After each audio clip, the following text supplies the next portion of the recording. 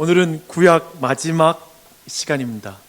가스펠 프로젝트가 6권이 구약에 할애되어 있고 6권이 신약에 할애되어 있는데요, 거의 구약을 마치는데 거의 2년이 소요되었습니다. 오늘 마지막이에요. 뜻깊은 날이죠. 우리 교회는 구약만 설교하는 줄 아는 사람들이 있는데 이제 다음 주부터 신약만 설교할 겁니다. 당분간. 구약의 마지막 시리즈는 포로 교환과 관련된 말씀입니다. 성전을 재건하고 그리고 이제 공동체를 새롭게 하고 또 예루살렘 성벽을 재건하기 위해서 포로들은 어떤 큰 희망을 품고 자신의 고국으로 돌아옵니다. 우리는 지난주에 느헤미야와 에스라 시대의 특별한 영적 부흥 사건인 수문 앞 광장에서 사경회를 우리가 살펴보았습니다. 백성들이 함께 모여서 7일 동안 율법을 읽고 그 율법을 이해하고 배우는 시간을 가졌고요, 백성들은 그 말씀에 대한 반응으로 초막절을 지켰습니다. 즉 출애굽할 때 하나님의 은혜와 그분의 신실함을 기억하는 그런 시간을 가졌습니다. 또한 이 시간을 통해서 사람들은 자신의 죄를 고백하고 하나님과의 약속을 갱신하는 언약 갱신의 일들도 했습니다. 그리고 또한 율법의 모든 명령을 따르겠다고 사람들마다 자원하여서 스스로 거기에 대해서 약속하고 그리고 맹세하고 헌신하는 일들이 지난 주일에 있었던 말씀에 있습니다. 어때요? 모든 사람들은 이제 성전을 짓고 예루살렘만 재건하면 이제 하나님이 약속하신 예언자들을 주셨던 그 하나님의 말씀이 이제 이루어질 거라고 깊이 마음 가운데 희망하면서 소망했어요. 드디어 그날이 왔다라고 생각했을 것입니다.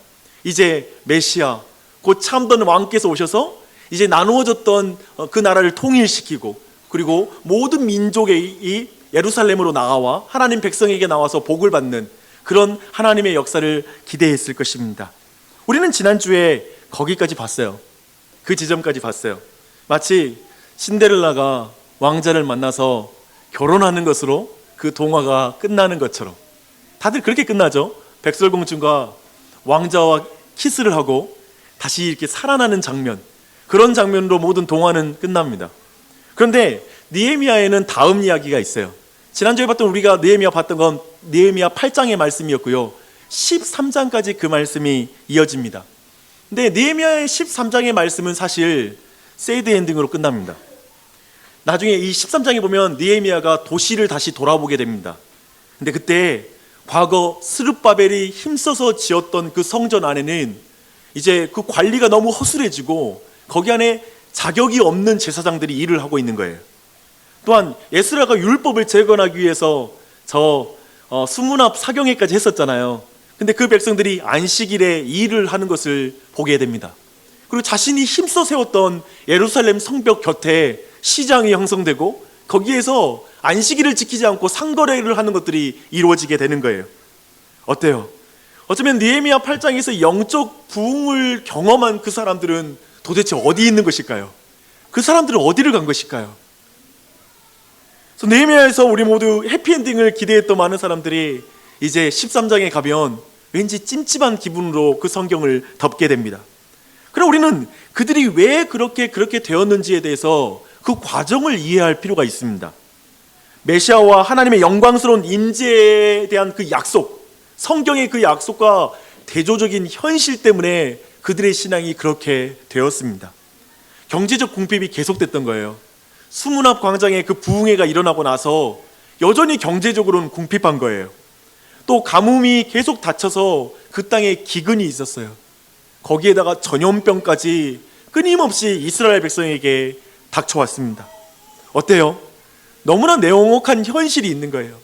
주일날에 이렇게 교회 와가지고 좋은 말씀 들을 땐 너무 감격이 되고 기쁜데 그냥 교회당을 나설 때부터 그리고 다음 월요일부터 어쩌면 지옥과 같은 생활들이 시작되는 거예요. 똑같구나. 그런 과정 속에 마음이 차근차근 무너지기 시작하는 것이죠.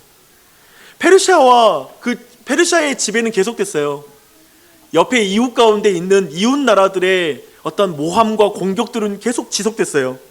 유다 백성들은 여전히 힘이 약한 상태로 계속 그 상태가 지속되는 거예요. 좀 좋아질 줄 알았는데, 하나님께 돌아와서 영적 부흥을 경험하면 인생이 좀 펼 줄 알았는데 그게 안 되는 거예요. 사람들은 분명히 살아계신 하나님에 대해서 부인하지 않아요. 이제 유일하신 하나님에 대한 신앙을 거부하고 노골적으로 우상 숭배하는 사람은 그 당시에 없었어요. 분명히 그들의 믿음은 분명히 전통적인 신앙이었어요.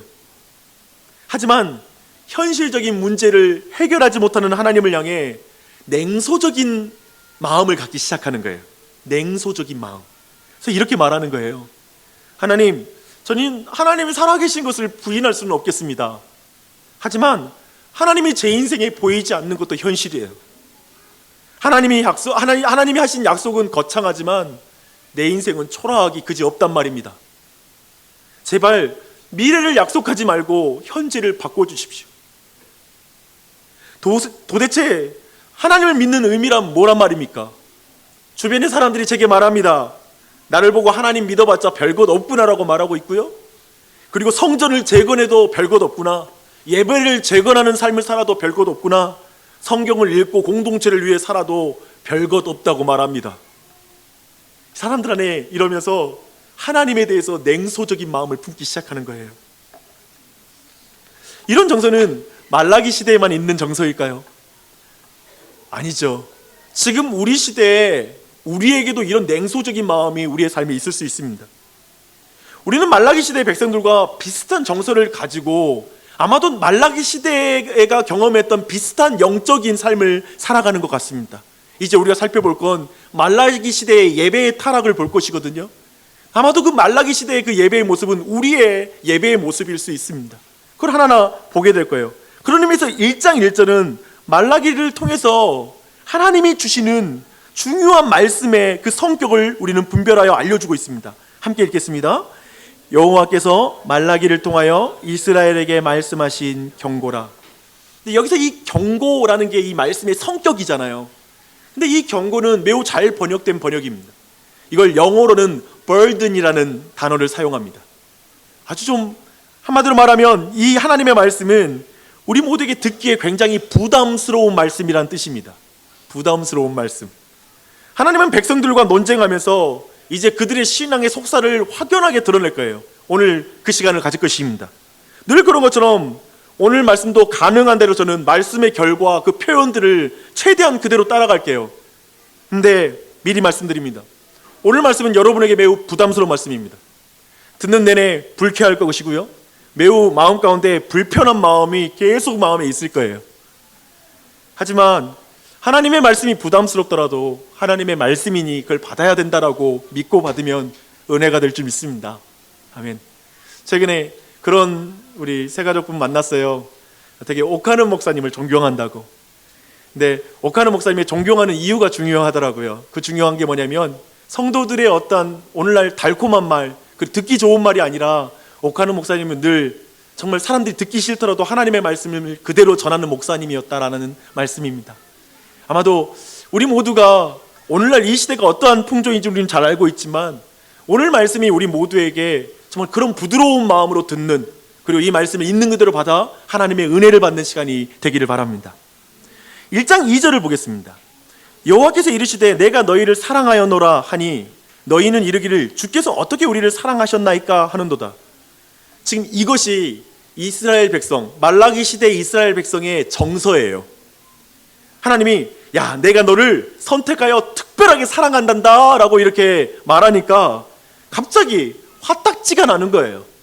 그냥 속상한 거예요. 그래서 이렇게 말하는 거예요. 아니 어떻게 우리를 사랑하셨습니까? 이제 오늘 보겠지만 이스라엘 백성은 무조건 이렇게 말해요. 어떻게 사랑하셨습니까? 제 비참한 인생 보이십니까? 도대체 뭘 어떻게 사랑했단 말입니까? 라는 이렇게 그는 말합니다. 말라기는 보세요.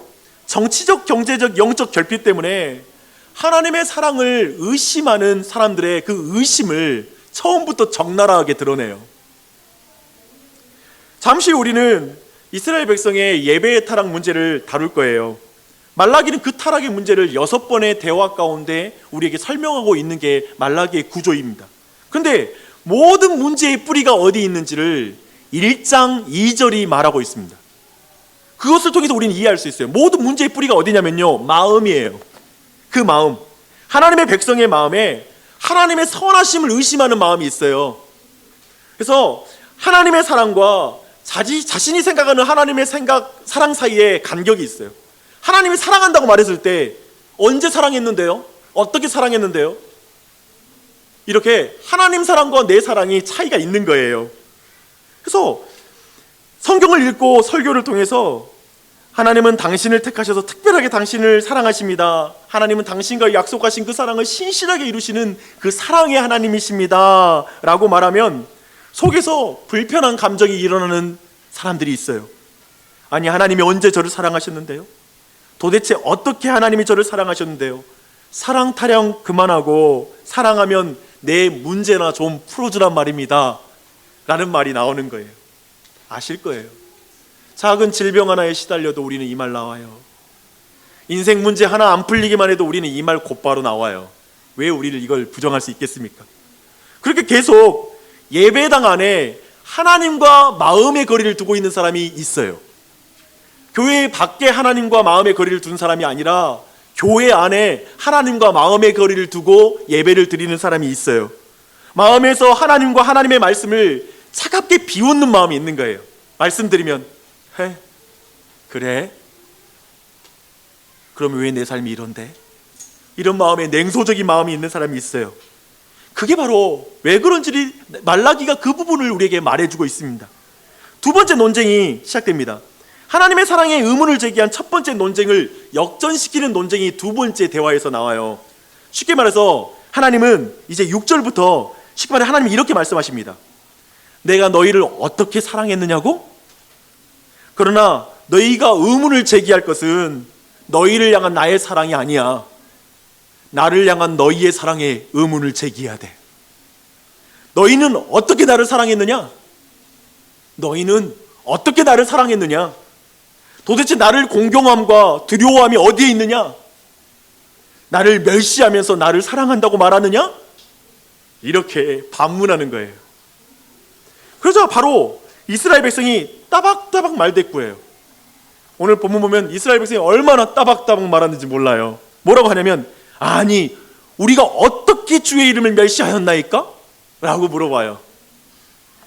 이스라엘 백성이 대답해서 한 가지 우리 모두가 분명하게 확인하고 정리할 게 있어요. 뭐냐면 첫 대화에서 하나님이 이스라엘을 사랑했을 때에도 뭐라고 말했냐면 어떻게 사랑했나이까? 라고 물어보고 있고요. 두 번째 대화에서도 어떻게 주님의 이름을 멸시하였나이까? 라고 물어봐요. 분명한 것은 이스라엘 백성은 자신들이 하나님을 사랑하고 있다고 생각했어요. 그렇죠? 또 한 가지 그들은 주의 이름을 멸시한 적이 없다고 생각하는 거예요. 이것을 우리는 자뻑이라고 말할 수 있고요. 다른 말로 자기 기만이라고 말할 수 있어요.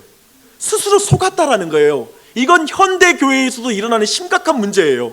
현대 교회도 스스로 속는 문제가 굉장히 심각해요. 여하튼 그들은 스스로 하나님을 사랑하고 있고 자신이 하나님의 이름을 높이고 있다고 생각했어요. 왜냐하면 그들은 이제까지 노골적인 우상 숭배에 빠져본 적이 없거든요. 그들은 유일신을 숭배하고 있어요. 믿고 있어요. 그들은 예배하지 않는 비종교인이 아니에요.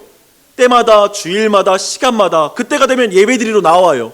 그들은 나올 때 예물을 안 드리는 사람이 아니에요. 예물을 가지고 와서 예물을 드리는 사람들이에요. 성경 통독도 했고 새벽 기도도 하고 찬양도 크게 부르고 헌물과 제물을 드리는 종교인들이에요. 분명히 그러한 예배자들이에요. 그래서 도무지 하나님 말씀이 이해가 안 되는 거예요. 내가 언제 하나님 사랑하지 않았죠? 내가 언제 하나님의 이름을 멸시했단 말입니까? 라고 너무나 자신 있게 하나님 앞에 말하는 거예요. 하나님은 그 대답으로 그들의 예배에 대해서 지적하십니다. 하나님을 공경함과 두려워함이 사실 예배에서는 가장 먼저 드러나야 되거든요. 근데 이스라엘 백성은 눈 멀고 전은 희생제물 그리고 병든 것을 가져와서 하나님께 예배하는 거예요. 이 행동이 의미하는 게 무엇입니까? 하나님을 사랑하지 않으니까 첫 번째 질문이었죠. 하나님을 사랑하지 않으니까 아까운 거예요. 이해되세요? 사람은 자신이 사랑하지 않는 사람에게 조금도 나누고 싶지 않아요. 그렇잖아요. 돈이 많으면 나눌 수 있다고요? 제가 볼 땐 돈이 많아서 나누는 게 아니라 사랑이 많으니까 나누는 거예요. 돈이 없어서 못 나누는 게 아니라 사랑이 없으면 못 나누는 거예요. 그렇죠? 그걸 분명히 알 수 있어요. 좀 더 들어가 보겠습니다. 하나님이 자신을 사랑하는 것을 믿지 못하면 예배 시간이 아까워져요. 그렇지 않습니까? 하나님이 나를 사랑하는 줄 알면 예배 시간이 안 아까워요. 예배 시간이 짧아지게 느껴져요. 더 하나님 예배하고 싶어요. 사람은 자신을 사랑하지 않는 사람에게 시간 조금도 쓰고 싶지 않아요. 여러분 그렇지 않아요? 여러분을 아끼지 않는 사람 만나고 싶으세요? 여러분 싫어하는 사람 만나고 싶으세요? 그렇지 않아요. 나를 사랑하는 사람과 시간을 쓰고 싶어요. 여기 이스라엘 백성에게 그런데 무슨 문제가 지금 생긴 거예요? 하나님 사랑이 없으니까 모든 게 아까운 예배를 드리는 거예요. 그들은 전통신앙을 가지고 예배 시간에 나왔어요.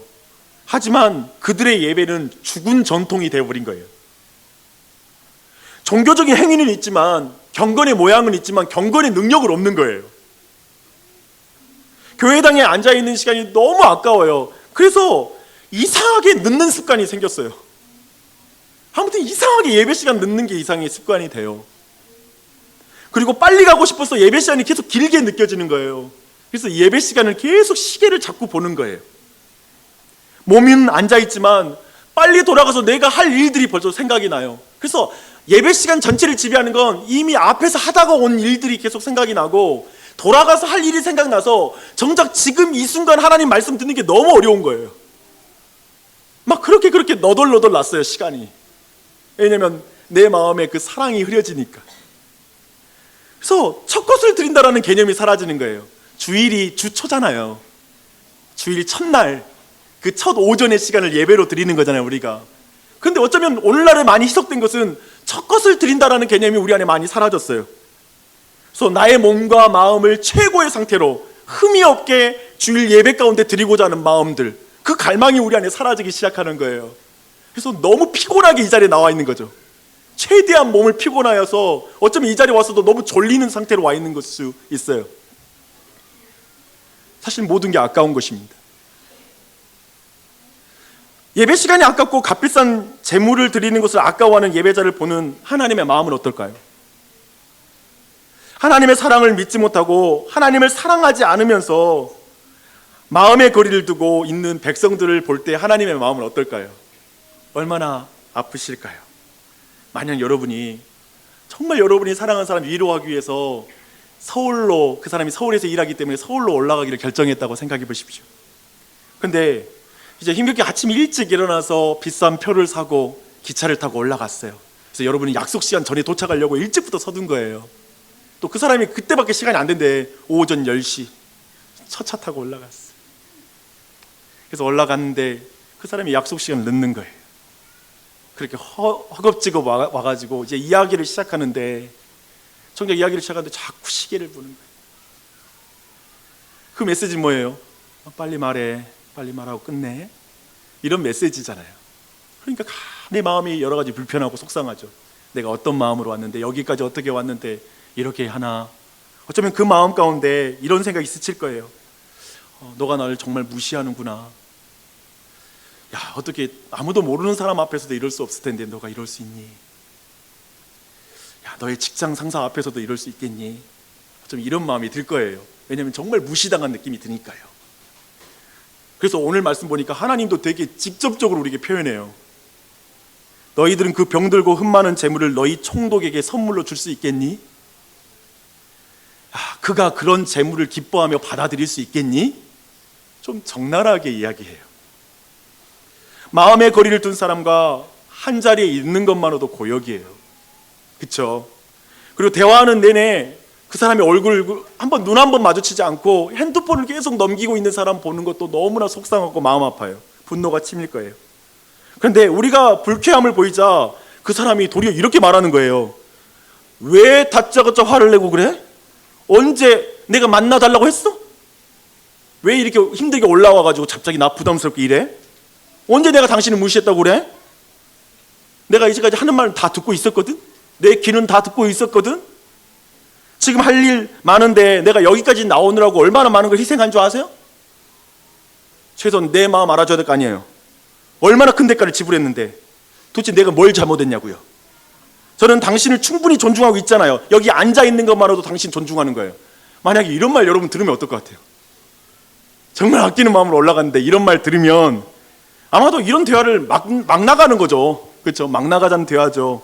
아마 우리들 대부분은 이런 식으로 말하는 사람이 있다면 아마도 관계 장애가 있을 것이다 라고 말하거나, 아니면 이 사람 사회 부적응자 아니야?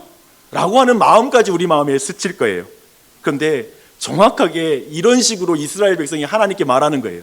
어떻게 하나님 사랑 안 했는데요? 어떻게 하나님 멸시했는데 내가? 마치 굉장히 떳떳하게 말하는 거예요. 지금 딱 이 분위기예요. 하나님과 데이트하는 예배당에서 정확하게 이렇게 행동하고 있는 거예요. 근데 우리 중 누구도 그런 이스라엘 백성을 관계장애가 있다고 말하진 않아요. 영적인 관계장애 아닌가요? 그런 장애가 있다는 걸 말하진 않아요. 왜냐하면 제가 볼 때 우리는 대부분 예배 드릴 때 철저하게 하나님을 인격적인 분으로 인정하지 않는 것 같아요. 그리고 또 한 가지, 하나님의 관점으로 상황을 보는 눈이 현저하게 떨어져요. 하나님은 이걸 어떻게 볼까? 하나님 나 예배하는 모습 어떻게 볼까? 하나님 얼마나 기다렸을까? 하나님의 관점으로 예배의 시간을 평가하는 걸 잘 못해요. 하나님 마음은 어떨까요? 예절을 지켜야 되니까 와 있긴 한데, 앉아 있긴 한데 눈도 마주치지 않고 음성도 들으지 않으려고 마음에 헤드폰을 끼고 있는 거야. 다른 노래를 듣고 있어. 머리에선 계속 다른 생각을 하고 있어요. 마음의 거리를 딱 두고 있는 게 다 보여요. 하나님은 마음도 감찰하시거든요. 그러면 하나님께서 할 것 다 했다고 생각하는 사람을 볼 때 하나님의 마음은 어떨까요? 10절 말씀이에요. 만군의 여호와가 이르노라, 너희가 내 제단 위에 헛되이 불사르지 못하게 하기 위하여 너희 중에 성전문을 닫을 자가 있었으면 좋겠다. 야, 세상의 모든 교회 문 좀 닫아버렸으면 좋겠다. 예배 못 드리게. 이렇게 말하는 거예요. 어떤가요? 이 말씀 너무 부담스럽지 않아요? 진짜 부담스러워. 말하기 자체가 너무 적나라해요. 그래서 우리의 그냥 폐부를 쑥쑥 찌르고 들어오는 것 같아. 발가 벗겨놓고 나서 말씀하시는 것 같아요. 이 말씀은 제게도 부담스러운 말씀이에요. 목사인 나에게도 부담스러워요. 이런 예배의 타락의 부분이 바로 제사장에게 출발하는 타락이기 때문에 그렇습니다. 우리 1장 6절 보십시오. 이렇게 시작해요. 내 이름을 멸시하는 제사장들아 라고 말하는 거예요. 그리고 2장 1절부터 9절까지는 제사장들을 지목해가지고 이 예배의 타락이 너희 때문에 지금 애초에 시작됐다라고 말하고 있는 성경입니다. 왜냐하면 눈이 멀었거나 절거나 아픈 그 재물을 검사해서 온전한 제물로 바치게 하는 그 역할이, 분별해준 역할이 바로 제사장들이 해야 되는 역할이거든요. 제사장들은 근데 왜 이렇게 게을러졌을까요? 왜 이렇게 타협해버렸을까요? 한번 그걸 질문해 봐야죠. 여러 가지를 상상할 수 있어요. 그런데 저는 요한복음 2장이 사실 오늘 사건과 전체가 겹치는 사건이에요. 예수님께서 성전을 정화시키는 사건이 있잖아요. 즉 이방의 뜰이라고 불리는 그 장소에서 사람들이 이제 양과 그리고 여러 가지 염소와 재물들을 사고 팔고 환전상들이 있는 시장으로 만들어버렸잖아요. 그곳에서 예수님은 상을 엎어버리고 채찍으로 그 모든 것들을, 양들을 이제 쫓아내시기 시작하시잖아요. 그 사건 말입니다. 거기에 보면 그 모든 일이 허락되었던 이유는 뭐냐면 제사장들이 그 상인들로부터 돈을 어느 정도 받았어요. 즉 그 제사장들의 수익 구조였어요. 그걸 보고 그런 모든 행동들을 허락해 준 거예요. 그게 바로 영적인 예배의 타락이었습니다. 생각해 보십시오. 아마도 제사장들, 이 당시의 제사장들도 어느 정도 그런 타협이 있었을 거예요. 어떤 식으로 타협했을까요? 그 당시 사람들 너무 가난하잖아요. 힘들잖아요. 그래서 병든 걸 끌고 와요. 값싼 거 끌고 오면, 그래 뭐 힘드니까 제사 드리는 사람도 힘든데 비싼 거 사봤자 뭐 안 좋을 수 있고 적당히 예배 드리도록 그래도 허락해 주자. 아유, 목자의 마음을 가져야지 하면서 그런 식으로 예배 드리는 걸 허용했을 거라 생각해요. 왜냐하면 사람은 합리화의 천재거든요. 그리고 정말 합리화시키는 데는 엄청 그 전문가들이잖아요. 그래서 이렇게 예배 드려도 괜찮아, 이렇게 해도 괜찮아 라고 하면서 타협했을 것입니다. 왜냐하면 조금 있으면 다루겠지만 그 당시 사람들이 11조를 내지 않아서 이미 제사장들과 레위인들이 궁핍한 상황이었어요. 그런 의미에서도 그들은 다른 수익 구조를 만들어낼 필요가 있었을 거예요. 그래서 적당히 그런 모든, 쉽게 말하면 먹고 살기 위해 적당히 서로에게 좋은 식으로 예배가 바뀌고 말씀의 기준이 낮아진 거예요. 그래서 다른 메시지를 정하기 시작하는 거예요. 제가 왜 이 말씀이 목사에게 부담이 된다고 말씀드린 줄 아십니까? 오늘날 목회자들도 그래요. 성도들이 부담스러운 말씀을 전하는 게 부담돼요. 시험에 들까봐 또 교회를 떠날까봐 걱정하는 경우도 있다고 합니다. 그래서 그대로 말씀 그대로 전하는 것에 굉장한 유혹을 받아요. 앞으로는 동성연애가 죄라고 말하는 것 또한도, 그리고 그 부분을 정확히 잘 다루는 것도 어려워지는 시대가 될 거예요. 미국 교회는 실제로 그러니까요. 많은 부분이 다를 거예요. 당연히 교회에 온 것만으로 고맙다는 말이 있잖아요. 성도들 교회 온 것만으로도 고마워해야 된다, 이런 말을 목사들끼리 해요.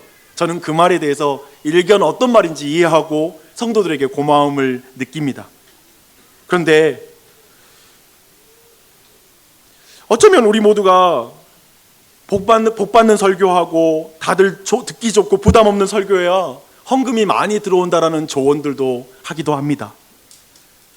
그런 면에서 오늘 말씀이 어찌 부담스럽지 않겠어요? 말라기 말씀은 너무 부담스럽죠. 참으로 우리 모두에게 부담스러운 말씀을 하나님이 하시는 것입니다. 근데 부담스러운 말씀 들어야 됩니다. 제가 보니까 교회의 본질은 부담스러운 말을 들을 수 있는 회중, 또 부담스러운 말을 할 수 있는 목사, 이런 모든 게 어우러져야지 교회가 교회다워져요. 어쩌면 우리 아까 말했던 오카는 목사님의 시대의 사랑의 교회 생각하면 정말 해야 될 말을 했거든요. 근데 그때의 사람들이 그 교회를 칭찬했죠. 그러나 어쩌면 지금의 모습은, 어쩌면 오늘날 많은 시대의 많은 교회들의 모습이 그냥 어떻게 그렇게 듣기 좋은 말들 가운데, 사실은 듣기 좋은 말을 하면 또 모두가 싫어하는 시대, 그런 거 아닐까요? 그래서 나는 우리 교회가 끊임없이 이 말씀의 중심 잘 지켜야 된다고 믿습니다. 그렇게 함께 나아가십시다. 근데 11절에서 보니까요, 이제 하나님은 매우 특별한 말씀을 하세요. 이제 사망에 있는 이방인이 여호와의 위대하심을 깨닫고 그분을 예배할 때가 올 거라고 말하는 거예요. 이 말한 이유가 뭔지 아세요? 그런데 이제 곧 있으면 이방 민족들이 하나님께 돌아와 예배할 텐데, 정작 하나님의 백성들은, 하나님의 자녀들은, 왕 같은 제사장인 그 백성들은 하나님의 이름을 모독하고 있다는 거예요. 이걸 꼬집어 말하는 거예요. 그러니까 왜냐면 예배하는 게 아깝고 예배하는 게 너무 귀찮아 버린 거예요. 예를 들어 힘겹게 누군가를 전도해서 교회에 왔어요. 근데 교회에 오니까 사람들이 다들 예배 드리는 거 귀찮아하고 기대감이 없어. 그리고 빨리 끝났으면 좋겠다고 시계를 다들 봐. 그 모습을 보면 이방인이 뭘 느낄까요? 믿지 않는 사람이. 그것을 지금 정확하게 말씀 가운데 가져와서 설명하고 있습니다. 13절을 보십시오. 우리는 하나님 사랑이 없을 때 예배 시간과 재물을 아까워한다고 표현했는데요, 여기에 다른 표현이 또 나와요. 뭐라고 표현하면, 너희가 또 말하기를 이 일이 얼마나 번거로운고 하며 코웃음을 치고 훔친 물건과 저는 것과 병든 것을 가져왔느니라. 하나님 사랑이 없는 예배는 귀찮아요. 예배가 귀찮아져요. 모든 것이 번거로운 거예요. 예배 좀 간단하게 짧게 했으면 좋겠어 라고 말하기 쉬운 거예요. 그래서 예배의 재물부터 형식까지 어떤 면에 이런 사람들은 다 유치하기 짝이 없어요. 이런 거죠. 뭐 하나님을 예배하는데 마음만 드리면 되지, 뭘 복잡하게 좀 짧게 하지. 본인 기준으로 모든 귀찮은 것은 하지 않는 예배가 돼요. 찬양이 귀찮으면 찬양 안 해요. 또 앞에 시간이 별 의미가 없는 것 같으면 앞에 시간은 참여하지 않아요. 예배를 부분으로 이해해요. 예를 들면 그런 모든 것이 자기 기준이에요. 내가 귀찮고 번거로우니까 그렇게 하지 않겠다라는 거예요. 그래서 하나님이 계시면 뭐 마음만은 받아주시겠지, 뭐 마음은 받아주면 되는 거 아닌가? 라고 이렇게 말을 합니다. 저는 이 말이 되게 두 가지 말이에요. 마음은 하나님 받아주시겠지, 무소부재하신 하나님에 대한 신앙 고백일 수 있는 동시에, 그런 예배관인 동시에 나 편한 대로 해도 돼 라는 그런 식의 예배관일 수 있어요. 위험한 말이에요. 하나님 내 마음은 받아주시지 뭐. 이해되시죠? 이런 부분 우리는 경계해야 됩니다. 주 안에 사랑하는 여러분, 여기까지 내용 잠깐 정리하십시다. 하나님이 이스라엘 백성을 사랑한다고 말씀하시니 이스라엘 백성은 우리를 어떻게 사랑했습니까? 라고 대답합니다. 하나님의 사랑과 이스라엘 백성이 생각하는 하나님 사랑 사이에 간격이 있어요. 또 이어서 하나님은 이스라엘 백성이 질문하세요. 그렇다면 너희는 어떻게 나를 사랑했는데? 사랑하지 않았지 않았느냐? 나를 멸시하지 않았느냐? 라고 질문하세요. 그래서 이스라엘 백성은 아니 어떻게 사랑하지 않았습니까 우리가? 어떻게 멸시했단 말입니까? 라고 다시 반문해요. 하나님이 생각하는 하나님 사랑하는 것과 우리가 생각하는 하나님 사랑하는 것 사이에 또 차이가 있어요. 지금 두 가지 차이를 말씀드렸습니다. 결국 여기에서 요약하는 건 이거예요. 계속해서 사람은 내 생각대로 하나님께 사랑해달라고 뗐어요. 내 방법대로 사랑해 주세요. 내가 원하는 대로 사랑해 주세요. 그렇지 않으면 하나님 사랑을 안 믿는 거예요. 이거 또 하나, 내 생각대로 하나님 사랑 받으셔야 돼요. 내 방식의 예배 받으세요. 내가 시간 써주니까 감사함으로 받으세요. 나 중심적으로 예배하는 거예요. 이렇게 본다면 우리의 예배의 타락의 시작은 어디예요? 그 뿌리는 바로 자기 중심성이에요. 나를 사랑하는 것, 내 기준, 내 자신. 자기 자신이 똘똘 뭉쳐있을 때 나타나는 예배 현상이 뭐라고요? 예배 시간이 아까운 거예요. 예배에 드리는 모든 마음이 아까워져요. 그리고 예배가 귀찮아져요. 그게 우리 안에 있는 영적인 현상으로 나타나요. 그리고 피상적인 예배가 드려지기 시작해요. 몸만 있고 마음은 없는 예배, 행동만 있고 중심은 없는 예배. 그래서 매우 종교적인 예배가 드려져요. 릴레이션스는 없어요. 단지 릴리저스예요. 관계는 없고 그저 종교적인 예배가 드려져요. 그래서 교회 안에 종교인들이 넘쳐나기 시작해요. 그러면서도 사람들은 모두 자기 기만에 가득 차 있어요. 아니, 내가 이 정도 예배 드렸으면 예배 드렸지, 하나님 사랑한 거고 하나님 기뻐 받으시겠지 뭐, 이런 식으로 매우 떳떳해요. 그리고 어떠한 회개도 없어요. 심지어 제사장들도 타협해버렸어요. 이 내용이 지금까지 내용이에요. 이렇게 잘 정리해 놔야 이제 매우 부담스러운 주제인 11조에 대한 본문을 다룰 준비가 된 것입니다. 저희 교회에서 처음 11조에 대한 이야기를 해요. 근데 제가 말하고 싶은 뭐냐면, 오늘 자칫 여러분이 이 부분을 정확히 이해하지 않으면 저는 오늘 설교가 자칫 오해를 받고 설교가 끝날 것 같아요. 잘 듣지 못하면 부담스러운 설교가 될 거예요. 다시 한번 말씀드립니다. 잘 들으면 부담스럽지 않을 거예요. 3장 7절에서 하나님은 이렇게 질문하세요. 너희가 나의 규례를 떠나 지키지 아니하였도다. 그런즉 내게로 돌아오라. 그리하면 나도 너희에게 돌아가리라 하자 이스라엘 백성들이 대답해요. 우리가 어떻게 해야 돌아가리까? 라고 대답합니다. 또 어떻게 해야? 근데 이 어떻게라는 게 어떤 의미냐면요, 아니 우리가 애초에 하나님을 떠난 적이 없는데 뭘 돌아갈 곳이 어디 있습니까? 라는 말이에요. 돌아갈 게 어디 있습니까? 떠난 적이 없는데. 지금 그들은 여전히 하나님 곁에 있다고 생각해요. 몸이 성전에 있으면 하나님 곁에 있다는 것이죠. 제사를 행동으로 하고 있으니까 하나님을 사랑하고 있다고 생각해요. 형식상 유일신 신앙을 가졌고 우상을 안 섬기니까 자기는 우상 숭배자가 아니라고 생각해요. 그래서 이렇게 말하는 거예요. 아니, 하나님께 멀어졌다니요. 우리가 이것도 하고 저것도 하지 않습니까? 제발 죄책감 갖게 하지 마십시오. 결국 죄책감을 갖게 해서 민중들을 결국 속박하여서 우매한 신의 노예를 만들거나 종교 권력을 확장시키기 위한 것이 바로 죄책감 아닙니까? 그럼 죄책감을 주지 마세요. 제발 좋은 말 좀 해주세요. 일주일 내내 힘들었습니다. 주일이라도 좀 좋은 말 좀 듣게요. 라고 말할지 모릅니다. 그리고 나서 하나님은 또 말씀하세요. 근데 너희들은 하나님의 것을 도둑질하는 삶에서 돌아오라. 지금 이 말이 뭐냐면, 돌아오라는 말은 뭐냐면 너희들이 하나님께 도둑질하는 삶에서 돌아오라는 말씀이에요. 그렇게 이해하면 돼요? 당연히 백성들이 대답합니다. 아니, 우리가 어떻게 주의 것을 도둑질했습니까? 라고 또 질문해요. 제가 지금 계속 확인하는 게 뭔지 아세요? 이 두 가지를 계속 대비하면서 지금 이스라엘 백성은 거대한 관념적 종교에 빠져 있다는 거예요. 마음의 종교에 빠져 있다는 거예요. 그리고 그 마음의 종교, 자기 생각하는 것이 자기인 양 생각하고 있다고요. 지금 이것이 굉장히 중요하고 오늘날 우리에게 적용할 수 있는 중요한 지점이에요. 여기에 제일 잘 속는 사람이 누군지 아세요? 목사예요. 목사는 아침부터 저녁까지 모든 게 종교화되어 있어요. 그러니까 자기는 하나님 앞에 사랑받는다 생각하고 문제 없다고 봐요. 전 그게 제일 두려워요. 그래서 저는 영적인 그 분야로 들어가는 신학생들을 말리고 싶은 거예요. 말려도 가면 소명이 있는 거지만 말려서 안 가면 그거야 소명이 없는 거 아니겠습니까? 우선 말리고 봐야죠. 근데 내가 느끼는 게 그거예요. 너무 위험해요. 너무 자기 기만에 빠지게 너무 쉬운 게 목사예요. 그리고 어쩌면 이 시간 교회에 나와 있는 사람, 아침 기도하는 사람, 큐티하고 통독하는 사람, 그 사람이 제일 속기 쉬워요. 그걸 여러분에게 말씀드리고 싶어요. 그래서 하나님은 말씀하시는 것이 뭐라면 너희가 11조와 봉헌물을 도둑질했다고 말해요. 11조와 봉헌물을 도둑질했다. 11조와 봉헌물을 도둑질했다라는 그 의미는 뭘까요?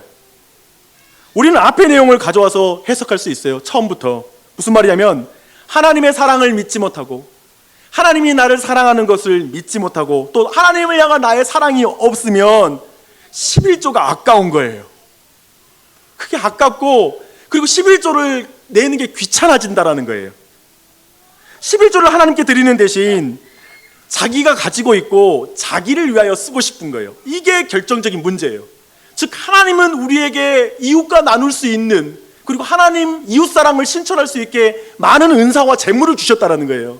근데 그것을 쉽게 말하면 11조를 어겼단 말은 나를 위해 쓰고 그것을 내가 가지고 있는 게 바로 그게 도둑질이라는 말인 것입니다. 따라오시죠. 그런 의미에서 11조를 한다는 건 뭐예요? 그것은 나에게 주어진 모든 것이 하나님으로부터 왔고 나는 하나님을 위해서 사용하겠습니다. 내 시간, 은사, 물질, 모든 우리 가족 또한도 다 하나님의 영광을 위해서 사용되기를 원합니다 라는 고백이 10의 1조의 고백입니다. 결코 11조의 액수가 아니라 그 중심을 보시는 것을 주목할 필요가 있습니다. 성경은 한 번도 헌물에 대한 액수로 사람을 평가하지 않아요. 우리 교회도 한 번도 평가하지 않았어요. 저도 그렇게 평가하지 않습니다. 그걸 분명히 우리는 기억해야 돼요. 그래서 11조의 문제의 핵심은 뭘까요? 마음의 문제라는 거예요. 재물을 이기적으로 사용하는 것, 자기 욕망과 자기 과시를 위해서 사용하는 것은 근본적으로 마음 상태를 나타내는 지표라는 거예요. 나를 위해서, 나만을 위해서 써. 그게 바로 그 마음의 상태를 보여주는 것이죠.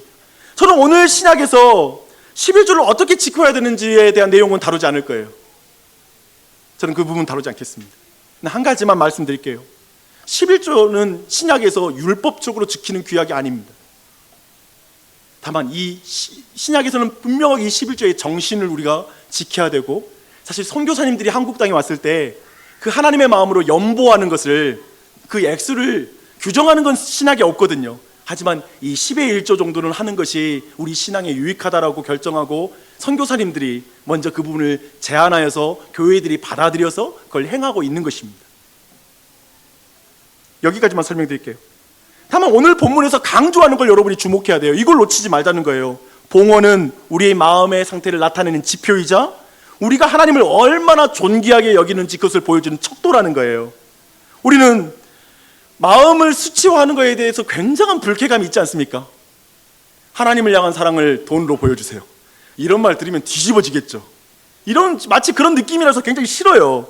11조와 헌금을 생각하면 교회 회원들의 회비이지 헌금으로 하나님께 드린다라는 것은 좀 유치하다라고 생각하는 사람들이 있어요. 무슨 생각이냐면 신이 무슨 돈이 필요하단 말이야, 마음만 드리면 되지 라고 생각하며 그걸 하지 않는 것이죠. 도리어 마음만 있으면 되지 굳이 11조와 헌물과 물질로 표현하는 것은 좀 어려운 마음이 있는 사람들이 있을 것입니다. 그런데 이런 생각에 대해서 예수님이 이렇게 대답하세요. 예수님은 마태복음 6장에서 이렇게 말씀하십니다. 내 보물이 있는 그곳에 내 마음도 있느니라. 이게 예수 그리스도의 대답이에요. 나를 따르겠다라고 말하는, 예수님을 따르겠다는 젊은 제자에게 이렇게 말씀하세요. 내 소유를 모두 팔고 주님을 따르라고 말하고 있습니다. 이 말의 뜻은 뭐냐면 나를 따르는 제자들은 나보다 돈을 더 사랑해서는 안 된다. 돈보다 나를 더 사랑하는 자가 제자의 시작이다. 이것을 지금 고백하는 게 바로 그 고백입니다. 우리 모두는 이렇게 설명이 된다면 동의할 수밖에 없을 것입니다. 사람이 사랑하는 대상을 알려면 그 사람의 시간과 시간표를 보면 알아요. 이 사람이 뭘 사랑하는지, 뭐에 가치를 두는지를 알 수 있습니다. 그런 면에서 결국 하나님이 나를 사랑하시사 나의 모든 것을 채우실 줄을 믿기에 그 선하신 하나님을 사랑하기에 드리는 것이 11조예요. 그리고 모든 것이 하나님께로부터 왔으니 청지기처럼 내가 쓰겠습니다 라는 신앙 고백이, 그 출발이 11조라고 말할 수 있습니다. 그 11조는 레위인과 가난한 자들에게 돌려져서 공동체에서 가난한 자가 없게 하는 이웃사랑의 실천이기도 해요. 그런 면에서 이제 요약할게요. 그런 면에서 결국 말라기 당시의 사람들의 마음에 뭐가 식어졌냐면 사랑이 식어진 거예요. 하나님 사랑과 이웃 사랑이 식어진 거예요. 하나님을 향한 사랑이 식어지니까 희생 제물을 아주 값어치 없는 것으로 드리기 시작하는 거예요. 그리고 또한 이웃 사랑에 대한 사랑이 식어지니까 11조에 대한 관심이 떨어지는 거예요. 말라기를 보면 그렇게 하나님 향한 사랑이 식어지자 이웃 사랑도 동시에 같이 식어진다라는 걸 그 원리를 우리에게 보여줘요. 그거 아세요? 이웃을 사랑하는 사람은 하나님을 더 사랑할수록 사랑할 수 있어요. 우리 중등부 아이들 선생님이 더 사랑하는 방법은 하나님을 더 사랑해야 돼요. 그래야지 자녀들을 더 사랑할 수 있어요. 이 당시에는 이혼이 넓게 행해졌어요. 가난한 자를 수탈하고 고리대금이 횡행했어요. 왜? 하나님 사랑이 식어지니까. 그래서 11조 드림은 우리를 규정하는 것은 우리가 가진 것이나 우리가 노력해서 얻는 것이 나를 규정하는 것이 아니라 하나님이 주신 것을 어떻게 나누느냐가 우리를 규정하는 거예요. 교회를 규정하는 것, 좋은 교회를 규정하는 건 뭐냐면 그 교회가 좋은 건물을 가지고 많은 재정을 가지고 있는 것이 아니라 그 교회가 그 돈을 어떻게 쓸 줄 안다라는 걸 보여줄 때, 이웃사랑과 하나님의 영광을 위해 쓸 때 그 교회가 실력 있는 교회인 것이죠. 그걸 우리는 분명히 알아야 돼요. 오직 하나님이 주신 자원으로 무슨 일을 하는가가 왕같은 제사장으로서 그리스도인을 규정하는 것입니다. 하나님의 것을 도적질하지 않는지 돌아보십시오. 이런 표현 처음 써봅니다. 여러분, 하나님의 것을 도적질하지 않는지 살펴보십시오. 근데 이 자극적인 표현을 말라기가 사용합니다. 그리고 우리가 들어야 됩니다. 하나님을 시험해 보라고 말해요. 저는 이 본문을 11조 하면 바로 나중에 지금 너의 소득이 나중에 11조가 될 거야. 지금 11조를 하면 지금 너의 모든 전소득이 나중에 너의 11조가 될 거야. 못 알아듣시는 건지. 그래서 이렇게 즉각적으로 재정을 채워준다라는 식으로 저는 이해하지 않습니다. 신약을 볼 때 그렇습니다.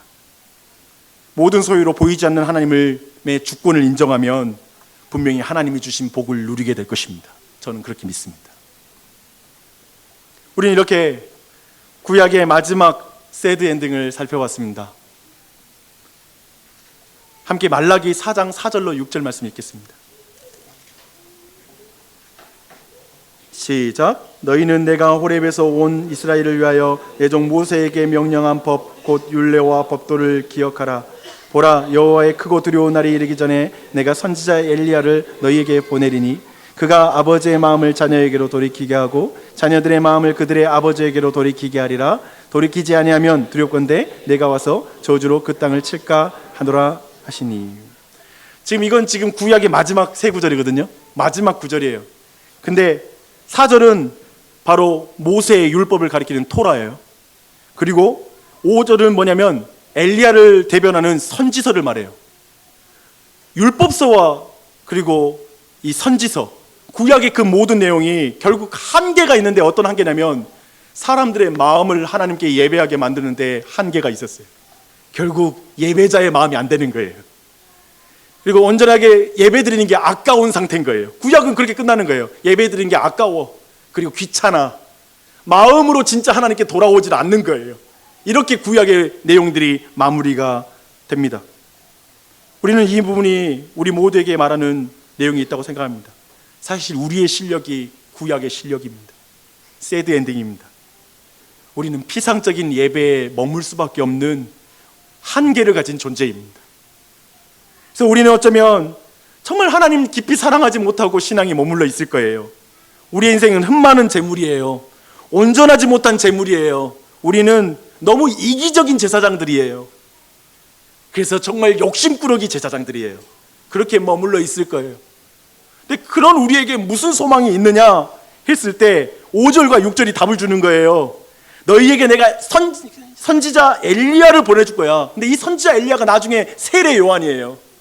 그리고 그 뒤에 나와 있는 말씀이 궁극적으로 예수 그리스도를 통해서 성취되는 거예요. 그가 아버지의 마음을 자녀에게로 돌이키게 하고 자녀들의 마음을 그들의 아버지에게로 돌이키게 하리라.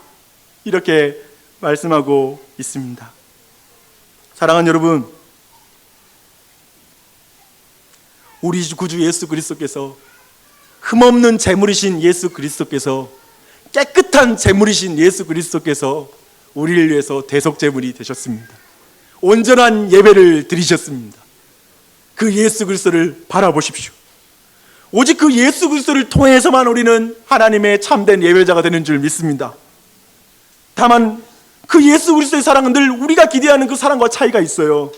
그러나 예수님의 사랑은 예기치 않은 사랑이지만, 기대하지 않았던 사랑이지만 더 큰 사랑이고 영원한 사랑인 줄 믿습니다.